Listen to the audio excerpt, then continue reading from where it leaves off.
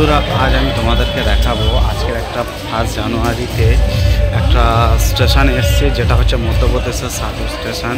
তো সেখানে একটি তোমাদেরকে দেখাবো, স্টেশনের মধ্যে একটা কিছু ঘটনা ঘটে গেছে যে প্ল্যাটফর্মের মধ্যে। তো সেটা ঘটনা বলতে কিছু না, খুবই আনন্দের 1 জানুয়ারি।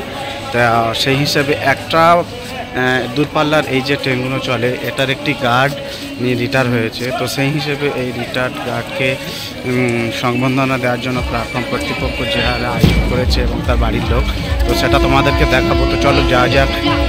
সাডর প্ল্যাটফর্মে ট্রেনটি আসার পরে দেখো কি আয়োজন করেছে।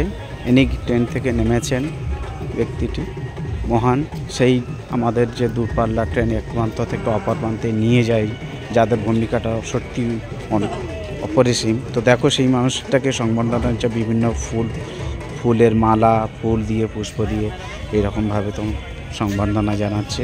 সত্যি আমারও দেখতে খুবই ভালো লাগলো, সেই হিসাবে আমিও সেই সময় বুঝে আমি ভিডিওটি বানিয়ে নিলাম।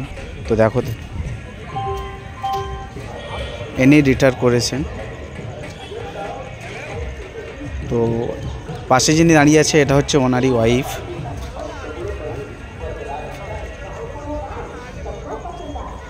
দেখতে পাচ্ছ।